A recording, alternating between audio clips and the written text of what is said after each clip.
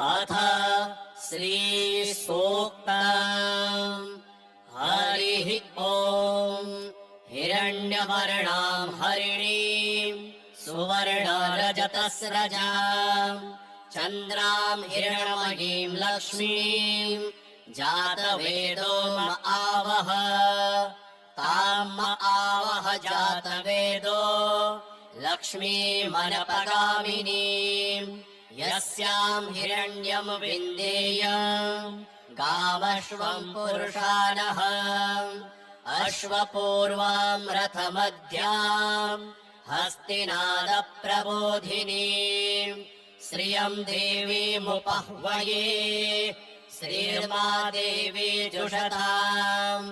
कांसोऽस्मितां हिरण्यप्राकारां आर्द्रां ज्वलन्तीं तृप्तां तर्पयन्तीं पद्मे स्थितां पद्मवर्णां तामिहोपह्वये श्रियं। चन्द्रां प्रभासां यशसा ज्वलन्तीं श्रियं लोके देवजुष्टामुदारां तां पद्मिनीमीं शरणमहं प्रपद्ये। अलक्ष्मीर्मे नश्यतां त्वां वृणे आदित्यवर्णे तपसोऽधिजातो वनस्पतिस्तव वृक्षोऽथ बिल्वः। तस्य फलानि तपसानुदन्तो मायान्तरायाश्च बाह्या लक्ष्मीः। उपेतु मां देवसखः कीर्तिश्च मणिना सह। प्रादुर्भूतोऽस्मि राष्ट्रेऽस्मिन् कीर्तिमृद्धिं ददातु मे। श्रुतपिपासामलां ज्येष्ठाम् अलक्ष्मीं नाशयाम्यहम्। अभूतिमसमृद्धिं च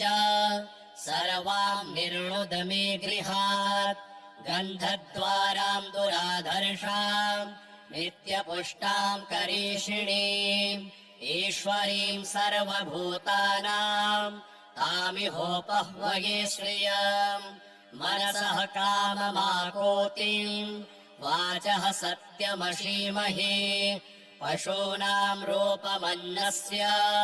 मयि श्रीः श्रयतां यशः।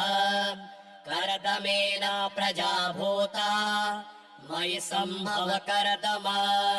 श्रियं वासय मे कुले मातरं पद्ममालिनीम्। आपः सृजन्तु स्निग्धानि चिक्लीता वस मे गृहे। निच देवीं मातरं श्रियं वासय मे कुले। आर्द्रां पुष्करिणीं पुष्टिं पिङ्गलां पद्ममालिनीं चन्द्रां हिरण्मयीं लक्ष्मीं जातवेदो म आवह। आर्द्रां यः करिणीं यष्टिं सुवर्णां हेममालिनीं सूर्यां हिरण्मयीं लक्ष्मीं जातवेदो म आवह। तां म आवह जातवेदो लक्ष्मीमनपगामिनीं। यस्यां हिरण्यं प्रभूतं गावो दास्योष्वान् विविन्देयं पुरुषानः। यः शुचिः प्रयतो भूत्वा जुहुयादाज्यमन्वः। सूक्तं पञ्चदशरचं च श्रीकामः सततं जपेत्। पदमानने पद्म ऊरु पदमाक्षी पद्मसम्भवे। त्वं मां भजस्व पदमाक्षी येन सौख्यं लभाम्यहम्। अश्वदायी गोदायी धनदायी महाधने धनं मे जुषतां देवी सर्वकामाश्च देहि मे। पुत्रपौत्रधनं धान्यं हस्त्यश्वादिगवेरथम्। प्रजानां भवसि माता आयुष्मन्तं करोतु माम्। धनमग्निर्धनं वायुर्धनं सूर्यो धनं वसुः। धनमिन्द्रो बृहस्पतिर्वरुणं धनमश्नुते। वैनतेय सोमं पिबतु वृत्र्यः। सोमं धनस्य सोमिनो मह्यम् ददातु सोमिनः न क्रोधो न च मात्सर्य न लोभो नाशुभा मतिः भवन्ति कृतपुण्यानाम् भक्तानाम् श्रीसूक्तम् जपेत् सदा वर्षम् तु ते विभावरी दिवो अभ्रस्य विद्युतः रोहन्तु सर्वबीजान्य ब्रह्म विदुषो जहि पदमप्रिये पद्मिनि पद्महस्ते पद्मालये पद्मदलायताक्षी विश्वप्रिये विष्णुमनोनुकूले त्वत्पादपद्मम् मयि सन्निधत्स्व या सा पद्मासनस्था विपुलकटितटी पद्मपत्रायताक्षी गम्भीरावर्तनाभिः स्तनभरनमिता शुभ्रवस्त्रोत्तरीया लक्ष्मीर्दिव्यैर्गजेन्द्रैर्मणिगणखचितैः स्नापिता हेमकुम्भे नित्यम् सा पद्महस्ता मम वसतु गृहे सर्वमाङ्गल्ययुक्ता लक्ष्मीम् क्षीरसमुद्रराजतनया श्रीरङ्गधामेश्वरीम् दासीभूत समस्तदेववनिताम् लोकैकदीपाङ्कुराम् श्रीमनमन्दकटाक्षलब्धविभव ब्रह्मेन्द्रगङ्गाधराम् त्वाम् त्रैलोक्यकुटुम्बिनीम् सरसिजाम् वन्दे मुकुन्दप्रियाम् सिद्धलक्ष्मीर्मोक्षलक्ष्मीर्जयलक्ष्मी सरस्वती श्रीलक्ष्मीर्वरलक्ष्मीश्च प्रसन्ना मम सर्वदा वराङ्कुशोपाशममीति मुद्राम् करैर्वहन्तीम् कमलासनस्थाम् बालार्ककोटिप्रतिभाम् त्रिनेत्राम् भजेऽहमाद्याम् जगदीश्वरीम् त्वाम् सर्वमङ्गलमाङ्गल्ये शिवे सर्वार्थसाधिके शरण्ये त्र्यम्बके देवी नारायणि नमोऽस्तु ते सरसिजनिलये सरोजहस्ते धवलतरांशुकगन्धमाल्यशोभे भगवति हरिवल्लभे मनोज्ञे त्रिभुवनभूतिकरि प्रसीद मह्यम् विष्णुपत्नीम् क्षमाम् देवीम् माधवीम् माधवप्रियाम् विष्णोः प्रियसखीम् देवीम् नमाम्यच्युतवल्लभाम् महालक्ष्मी च विद्महे विष्णुपत्नीम् च धीमहि तन्नो लक्ष्मीः प्रचोदयात् श्रीर्वर्चस्यमायुष्यमारोग्यमाविधात् पावमानम् महीयते धनम् धान्यम् पशुम् बहुपुत्रलाभम् शतसंवत्सरम् दीर्घमायुः ऋणरोगादिदारिद्र्य पापक्षुदपमृत्यवः भयशोकमनस्तापा नश्यन्तु मम सर्वदा य एवम् वेद ॐ महादेव्यै च विद्महे विष्णुपत्नीम् च धीमहि तन्नो लक्ष्मीः प्रचोदयात् ॐ शान्तिः शान्तिः शान्तिः हरिः ॐ हिरण्यवर्णाम् हरिणीम् सुवर्णरजतस्रजाम् चन्द्राम् हिरण्मयीम् लक्ष्मीम् जातवेदो म आवह ताम् म आवह जातवेदो लक्ष्मीमनपगामिनीम् यस्याम् हिरण्यम् विन्देयम् गामश्वम् पुरुषानः अश्वपूर्वाम् रथमध्याम् हस्तिनादप्रबोधिनीम् श्रियम् देवीमुपह्वये श्रीर्मा देवी जुषताम् कांसोऽस्मिताम् हिरण्यप्राकाराम् मार्द्राम् ज्वलन्तीम् तृप्ताम् तर्पयन्तीम् पदमे स्थिताम् पद्मवर्णाम् तामिहोपह्वये श्रियम् चन्द्राम् प्रभासाम् यशसा ज्वलन्तीम् श्रियम् लोके देवजुष्टामुदाराम् ताम् पद्मिनीमीम् शरणमहम् प्रपद्ये अलक्ष्मीर्मे नश्यताम् त्वाम् वृणे आदित्यवर्णे तपसो निजातो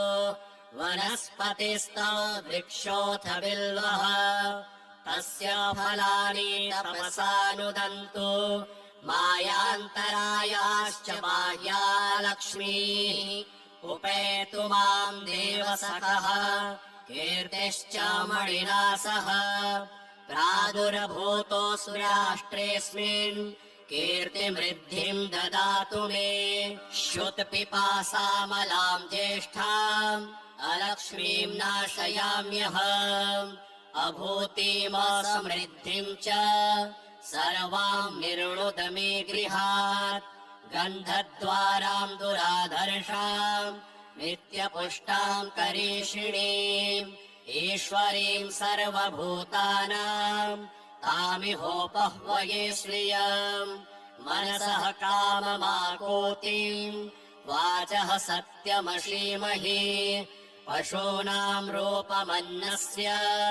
मयि श्रीः श्रयताम् यशः कर्दमेन प्रजा भूता मयि सम्भव कर्दमा श्रियम् वासय मे कुले मातरम् पद्ममालिनीम् आपः सृजन्तु स्निग्धानि चिक्लीता वस मे गृहे निच देवीम् मातरम् श्रियम् वासय मे कुले आर्द्राम् पुष्करिणीम् पुष्टिम् पिङ्गलाम् पद्ममालिनीम् चन्द्राम् हिरण्मयीम् लक्ष्मीम् जातवेदो म आवह आर्द्राम् यः करिणीम् यष्टिम् सुवर्णाम् हेममालिनीम् सूर्याम् हिरण्मयीम् लक्ष्मीम् जातवेदो म आवह ताम् म आवह जातवेदो लक्ष्मीमनपगामिनीम् यस्याम् हिरण्यम् प्रभूतम् गावो दास्योष्वान् विनिन्देयम् पुरुषानः यः शुचिः प्रयतो भूत्वा जुहुयादाद्यमन्वः सूक्तम् पञ्चदशरचम् च श्रीकामः सततम् जपेत् पदमानने पद्म ऊरु पदमाक्षी पद्मसम्भवे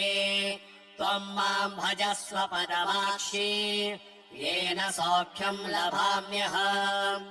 अश्वदाये गोदायि धनदायि महाधने धनम् मे जुषताम् देवी सर्वकामाश्च देहि मे पुत्रपौत्रधनम् धान्यम् हस्त्यश्वादिगवेरथम् प्रजानाम् भवसि माता आयुष्मन्तम् करोतु माम् धनमग्निर्धनम् वायुर्धनम् सूर्यो धनम् वसुः धनमिन्द्रो बृहस्पतिर्वरुणम् धनमश्नुते वैनतेय सोमम् पिबतु वृत्र्यः सोमम् धनस्य सोमिनो मह्यम् ददातु सोमिनः न क्रोधो न च मात्सर्य न लोभो नाशुभामतिः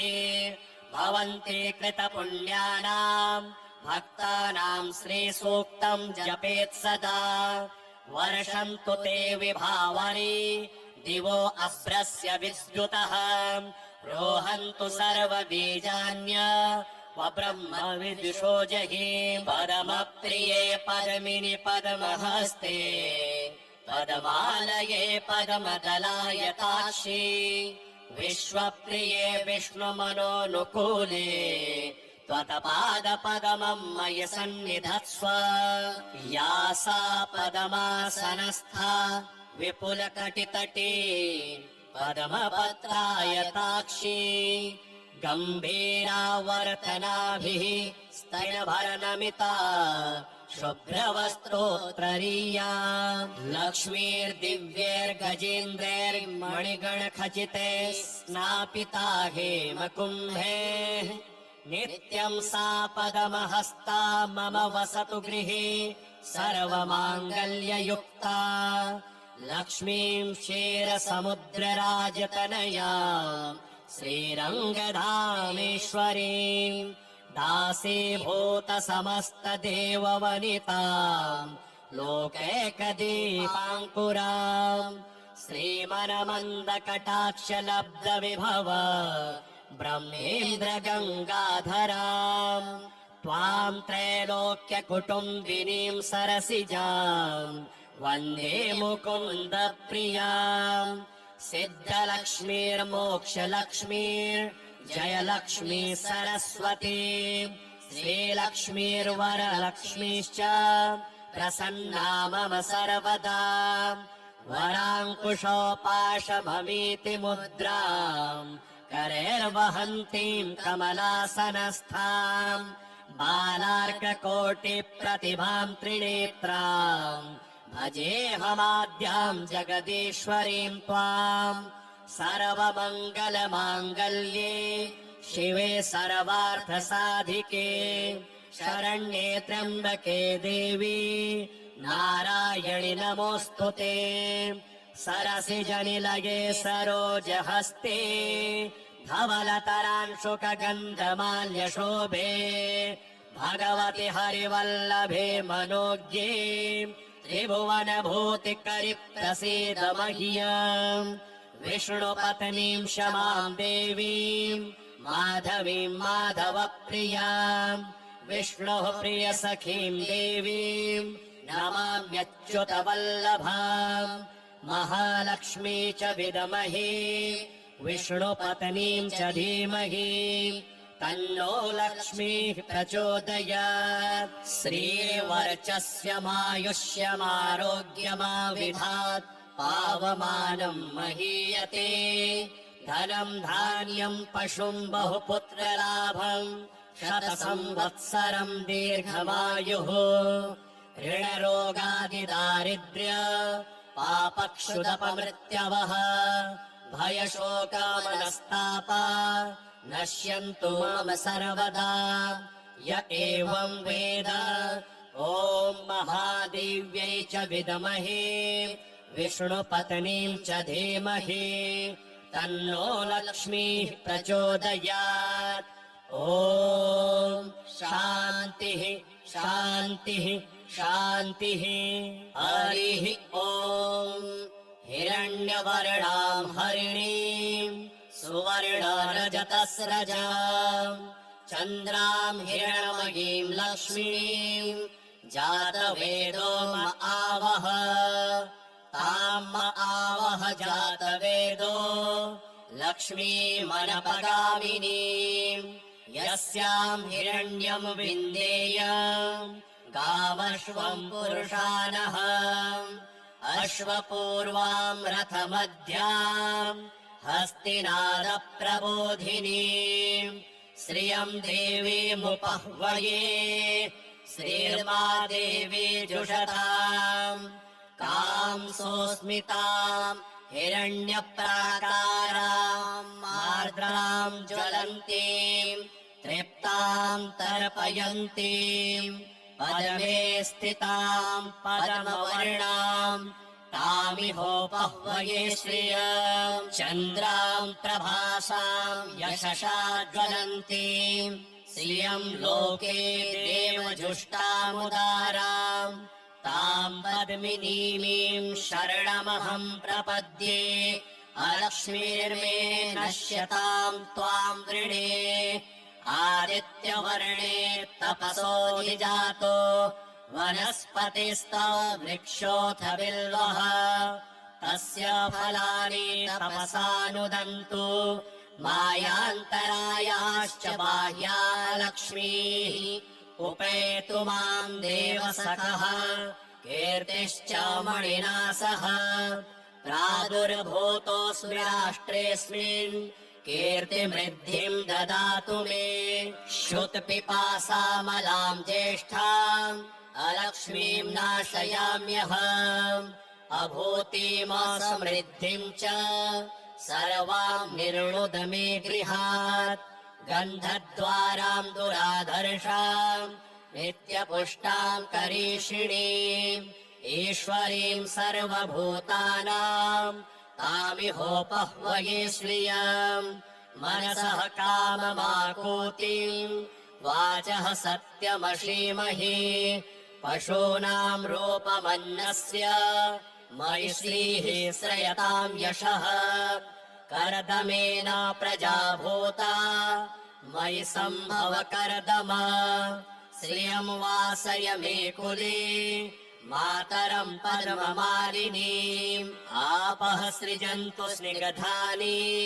चिक्लीता वस मे गृहे निच देवीम् मातरम् श्रियम् वासय मे कुले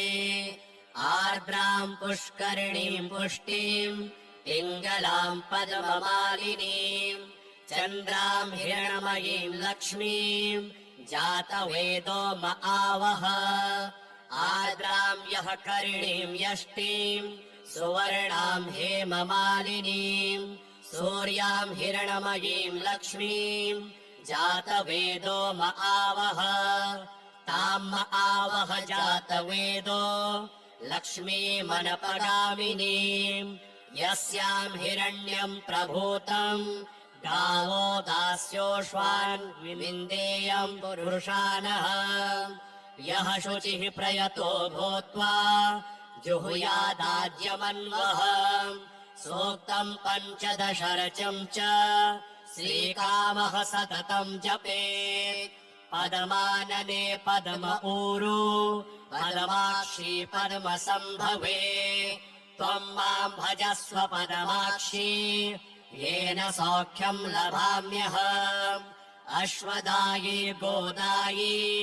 धनदायी महाधने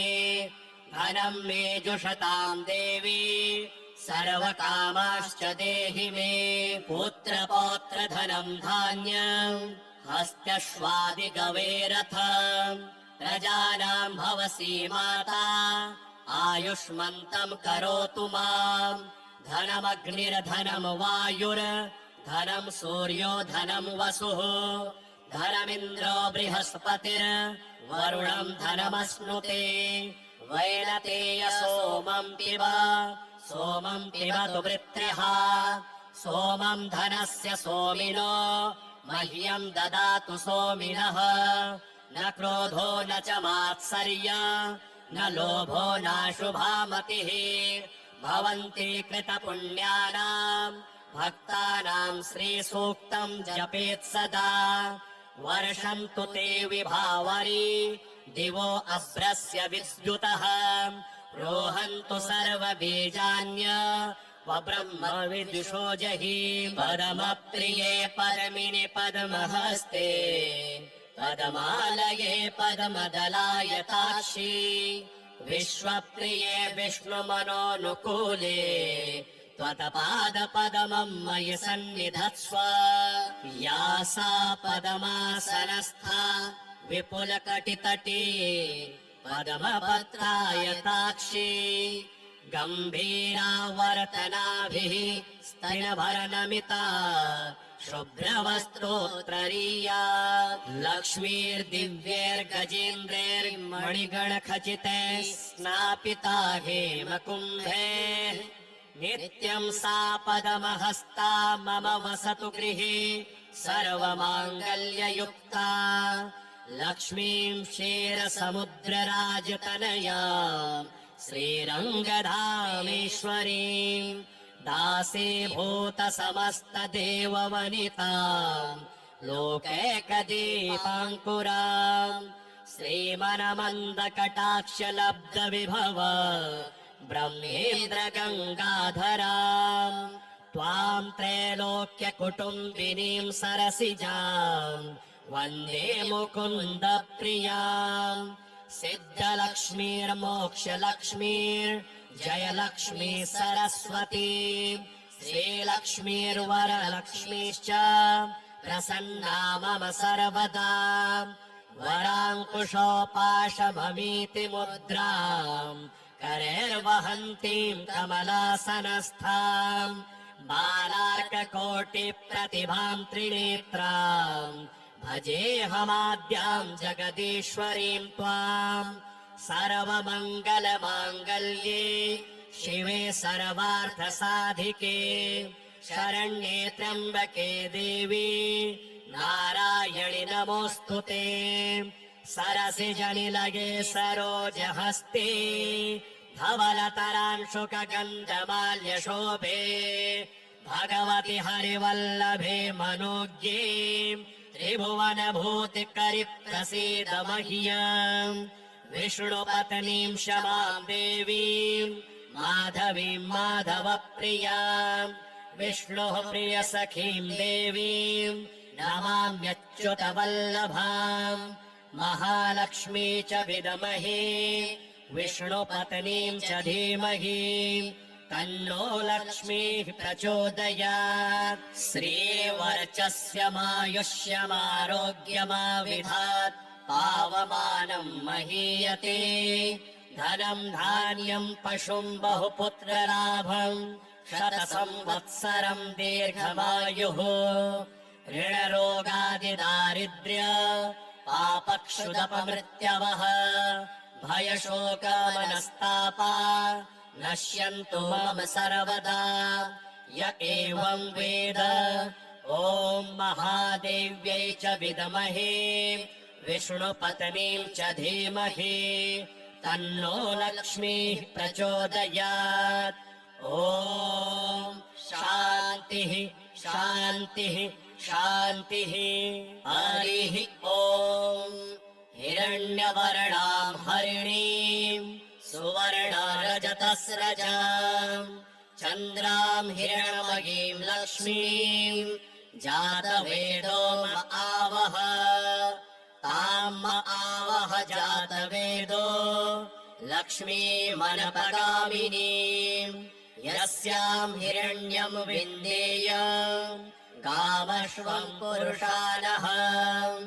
अश्वपूर्वाम् रथमध्याम् हस्तिनादप्रबोधिनीम् श्रियम् देवीमुपह्वये श्रीर्मा देवी जुषताम् कांसोऽस्मिताम् हिरण्यप्राकाराम् मार्द्राम् ज्वलन्तीम् तृप्ताम् तर्पयन्तीम् पद्मे स्थिताम् पद्मवर्णाम् तामिहोपह्वये श्रियम् चन्द्राम् प्रभासाम् यशसा ज्वलन्तीम् श्रियम् लोके देवजुष्टामुदाराम् ताम् पद्मिनीमीम् शरणमहम् प्रपद्ये अलक्ष्मीर्मे नश्यताम् त्वाम् वृणे आदित्यवर्णे तपसोऽधिजातो वनस्पतिस्तो वृक्षोऽथ बिल्वः तस्य फलानि तपसानुदन्तु मायान्तरायाश्च बाह्या लक्ष्मीः उपेतु माम् देवसखः कीर्तिश्च मणिना सह प्रादुर्भूतोऽस्मि राष्ट्रेऽस्मिन् कीर्तिमृद्धिम् ददातु मे श्रुतपिपासामलाम् ज्येष्ठाम् अलक्ष्मीम् नाशयाम्यहम् अभूतिमसमृद्धिम् च सर्वाम् निर्णुद मे गृहात् गन्धद्वाराम् दुराधर्षाम् नित्यपुष्टाम् करीषिणीम् ईश्वरीम् सर्वभूतानाम् तामिहोपह्वये श्रियम् मनसः काममाकोतिम् वाचः सत्यमशीमहि पशूनाम् रूपमन्नस्य मयि श्रीः श्रयताम् यशः कर्दमेन प्रजाभूता मयि सम्भव कर्दमा श्रियम् वासय मे कुले मातरम् परममालिनीम् आपः सृजन्तु स्निग्धानि चिक्लीता वस मे गृहे निच देवीम् मातरम् श्रियम् वासय मे कुले आर्द्राम् पुष्करिणीम् पुष्टिम् पिङ्गलाम् पद्ममालिनीम् चन्द्राम् हिरणमयीम् लक्ष्मीम् जातवेदो म आवह आर्द्राम् यः करिणीम् यष्टिम् सुवर्णाम् हेममालिनीम् सूर्याम् हिरणमयीम् लक्ष्मीम् जातवेदो म आवह ताम् म आवह जातवेदो लक्ष्मीमनपगामिनीम् यस्याम् हिरण्यम् प्रभूतम् गावो दास्योश्वान् विविन्देयम् पुरुषानः यः शुचिः प्रयतो भूत्वा जुहुयादाद्यमन्वः सूक्तम् पञ्चदशरचम् च श्रीकामः सततम् जपेत् पदमानने पद्म ऊरु पदमाक्षी पद्मसम्भवे त्वम् माम् भजस्व पदमाक्षी येन सौख्यम् लभाम्यहम् अश्वदाये गोदाये धनदाये महाधने धनम् मे जुषताम् देवी सर्वकामाश्च देहि मे पुत्रपौत्रधनम् धान्यम् हस्त्यश्वादिगवेरथम् प्रजानाम् भवसि माता आयुष्मन्तम् करोतु माम् धनमग्निर्धनम् वायुर्धनम् सूर्यो धनम् वसुः धनमिन्द्रो बृहस्पतिर्वरुणम् धनमश्नुते वैनतेय सोमम् पिबतु वृत्रिः सोमम् धनस्य सोमिनो मह्यम् ददातु सोमिनः न क्रोधो न च मात्सर्य न लोभो नाशुभा मतिः भवन्ति कृतपुण्यानाम् भक्तानाम् श्रीसूक्तम् जपेत् सदा वर्षन्तु ते विभावरी दिवो अभ्रस्य विद्युतः रोहन्तु सर्वबीजान्य ब्रह्म विदुषो जहि पदमप्रिये पद्मिनि पद्महस्ते पदमालये पद्मदलायताक्षी विश्वप्रिये विष्णुमनोनुकूले त्वत्पादपद्मम् मयि सन्निधत्स्व या सा पद्मासनस्था विपुलकटितटी पद्मपत्रायताक्षी गम्भीरावर्तनाभिः स्तनभरनमिता शुभ्रवस्त्रोत्ररीया लक्ष्मीर्दिव्यैर्गजेन्द्रैर्मणिगणखचिते स्नापिता हेमकुम्भे नित्यम् सा पद्महस्ता मम वसतु गृहे सर्वमाङ्गल्ययुक्ता लक्ष्मीम् क्षीरसमुद्रराजतनया श्रीरङ्गधामेश्वरीम् दासीभूत समस्तदेववनिताम्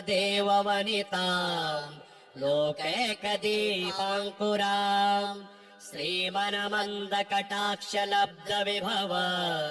ब्रह्मेन्द्रगङ्गाधराम् त्वाम् त्रैलोक्यकुटुम्बिनीम् सरसिजाम् वन्दे मुकुन्दप्रियाम् सिद्धलक्ष्मीर्मोक्षलक्ष्मीर्जयलक्ष्मी सरस्वती श्रीलक्ष्मीर्वरलक्ष्मीश्च प्रसन्ना मम सर्वदा वराङ्कुशोपाशममीति मुद्राम् करैर्वहन्तीम् कमलासनस्थाम् बालार्ककोटिप्रतिभाम् त्रिनेत्राम् भजेऽहमाद्याम् जगदीश्वरीम् त्वाम् सर्वमङ्गलमाङ्गल्ये शिवे सर्वार्थसाधिके शरण्ये त्र्यम्बके देवी नारायणि नमोऽस्तुते सरसिजनिलये सरोजहस्ते धवलतरांशुकगन्धमाल्यशोभे भगवति हरिवल्लभे मनोज्ञे त्रिभुवनभूतिकरि प्रसीद मह्याम् विष्णुपत्नीम् क्षमाम् देवीम् माधवीम् माधवप्रियाम् विष्णोः प्रियसखीम् देवीम् नमाम्यच्युतवल्लभाम् महालक्ष्मी च विद्महे विष्णुपत्नीम् च धीमहि तन्नो लक्ष्मीः प्रचोदयात् श्रीर्वर्चस्यमायुष्यमारोग्यमाविधात् पावमानम् महीयते धनम् धान्यम् पशुम् बहुपुत्रलाभम् शतसंवत्सरम् दीर्घमायुः ऋणरोगादिदारिद्र्य पापक्षुदपमृत्यवः भयशोकमनस्तापा नश्यन्तु मम सर्वदा य एवम् वेद ॐ महादेव्यै च विद्महे विष्णुपत्नीम् च धीमहि तन्नो लक्ष्मीः प्रचोदयात् ॐ शान्तिः शान्तिः शान्तिः हरिः ॐ हिरण्यवर्णाम् हरिणीम् सुवर्णरजतस्रजाम् चन्द्राम् हिरण्मयीम् लक्ष्मीम् जातवेदो म आवह ताम् म आवह जातवेदो लक्ष्मीमनपगामिनीम् यस्याम् हिरण्यम् विन्देयम् गामश्वम् पुरुषानः अश्वपूर्वाम् रथमध्याम् हस्तिनादप्रबोधिनीम् श्रियम् देवीमुपह्वये श्रीर्मा देवी जुषताम् कांसोऽस्मिताम् हिरण्यप्राकाराम्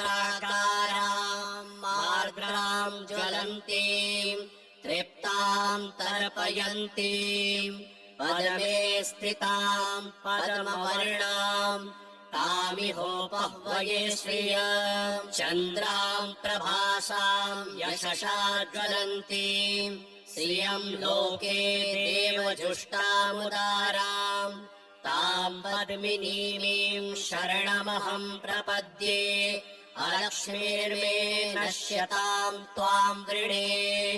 आदित्यवर्णे तपसो निजातो वनस्पतिस्तौ वृक्षोऽथ बिल्वः तस्य फलानि तपसानुदन्तु मायान्तरायाश्च बाह्या लक्ष्मीः उपेतु माम् देवसखः कीर्तिश्च मणिना सह प्रादुर्भूतोऽस्मि राष्ट्रेऽस्मिन् कीर्तिमृद्धिम् ददातु मे श्रुतपिपासामलाम् ज्येष्ठाम् अलक्ष्मीम् नाशयाम्यहम् अभूतिमसमृद्धिम् च सर्वाम् निर्णुद मे गृहात् गन्धद्वाराम् दुराधर्षाम् नित्यपुष्टाम् करीषिणीम् ईश्वरीम् सर्वभूतानाम् तामिहोपह्वये श्रियम् मनसः काममाकोतिम् वाचः सत्यमशीमहि पशूनाम् रूपमन्नस्य मयि श्रीः श्रयताम् यशः कर्दमेन प्रजाभूता मयि सम्भव कर्दमा श्रियम् वासय मे कुले मातरम् पद्ममालिनीम् आपः सृजन्तु स्निग्धानि चिक्लीता वस मे गृहे निच देवीम् मातरम् श्रियम् वासय मे कुले आर्द्राम् पुष्करिणीम् पुष्टिम् पिङ्गलाम् पद्ममालिनीम् चन्द्राम् हिरण्मयीम् लक्ष्मीम् जातवेदो म आवह आर्द्राम् यः करिणीम् यष्टिम् सुवर्णाम् हेममालिनीम् सूर्याम् हिरण्मयीम् लक्ष्मीम् जातवेदो म आवह ताम् म आवह जातवेदो लक्ष्मीमनपगामिनीम् यस्याम् हिरण्यम् प्रभूतम् गावो दास्योऽश्वान् विविन्देयम् पुरुषानः यः शुचिः प्रयतो भूत्वा जुहुयादाद्यमन्वः सूक्तम् पञ्चदशरचम् च श्रीकामः सततम् जपेत् पद्मानने पद्म ऊरु पद्माक्षी पद्मसम्भवे त्वम् माम् भजस्व पद्माक्षी येन सौख्यम् लभाम्यहम् अश्वदाये गोदाये धनदाये महाधने धनम् मे जुषताम् देवी सर्वकामाश्च देहि मे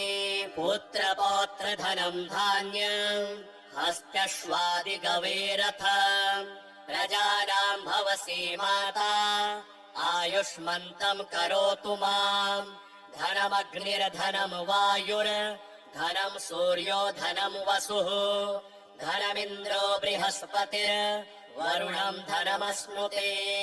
वैनतेय सोमम् पिबतु वृत्र्यः सोमम् धनस्य सोमिनो मह्यम् ददातु सोमिनः न क्रोधो न च मात्सर्य न लोभो नाशुभा मतिः भवन्ति कृतपुण्यानाम् भक्तानाम् श्रीसूक्तम् जपेत् सदा वर्षन्तु ते विभावरी दिवो अभ्रस्य विद्युतः रोहन्तु सर्वबीजान्य ब्रह्म विदिशो जहि पदमप्रिये पदमिनि पद्महस्ते पद्मालये पद्मदलायताक्षी विश्वप्रिये विष्णुमनोनुकूले त्वत्पादपद्मम् मयि सन्निधत्स्व या सा पद्मासनस्था विपुलकटितटी पद्मपत्रायताक्षी गम्भीरावर्तनाभिः स्तनभरनमिता शुभ्रवस्त्रोत्तरीया लक्ष्मीर्दिव्यैर्गजेन्द्रैर्मणिगणखचितैः स्नापिता हेमकुम्भैः नित्यम् सा पद्महस्ता मम वसतु गृहे सर्वमाङ्गल्ययुक्ता लक्ष्मीम् क्षीरसमुद्रराजतनयाम् श्रीरङ्गधामेश्वरीम् दासीभूत समस्तदेववनिताम् लोकैकदीपाङ्कुराम् श्रीमनमन्दकटाक्षलब्धविभव ब्रह्मेन्द्र गङ्गाधराम् त्वाम् त्रैलोक्यकुटुम्बिनीम् सरसिजाम् वन्दे मुकुन्द प्रियाम् सिद्धलक्ष्मीर्मोक्षलक्ष्मीर् जयलक्ष्मी सरस्वती श्रीलक्ष्मीर्वरलक्ष्मीश्च प्रसन्ना मम सर्वदा वराङ्कुशोपाशभमीति मुद्राम् करैर्वहन्तीम् कमलासनस्थाम् बालार्ककोटिप्रतिभाम् त्रिनेत्राम् भजेऽहमाद्याम् जगदीश्वरीम् त्वाम् सर्वमङ्गलमाङ्गल्ये शिवे सर्वार्थसाधिके शरण्ये त्र्यम्बके देवी नारायणि नमोऽस्तु ते सरसिजनिलये सरोजहस्ते धवलतरांशुकगन्धमाल्यशोभे भगवति हरिवल्लभे मनोज्ञे त्रिभुवनभूतिकरि प्रसीद मह्यम् विष्णुपत्नीम् क्षमाम् देवीम् माधवीम् माधवप्रियाम् विष्णुः प्रियसखीम् देवीम् नमाम्यच्युतवल्लभाम् महालक्ष्मी च विद्महे विष्णुपत्नीम् च धीमहि तन्नो लक्ष्मीः प्रचोदयात् श्रीवर्चस्यमायुष्यमारोग्यमाविधात् पावमानम् महीयते धनम् धान्यम् पशुम् बहुपुत्रलाभम् शतसंवत्सरम् दीर्घमायुः ऋणरोगादिदारिद्र्य पापक्षुदपमृत्यवः भयशोकामनस्तापा नश्यन्तु मम सर्वदा य एवम् वेद ॐ महादेव्यै च विद्महे विष्णुपत्नीम् च धीमहि तन्नो लक्ष्मीः प्रचोदयात् ॐ शान्तिः शान्तिः शान्तिः।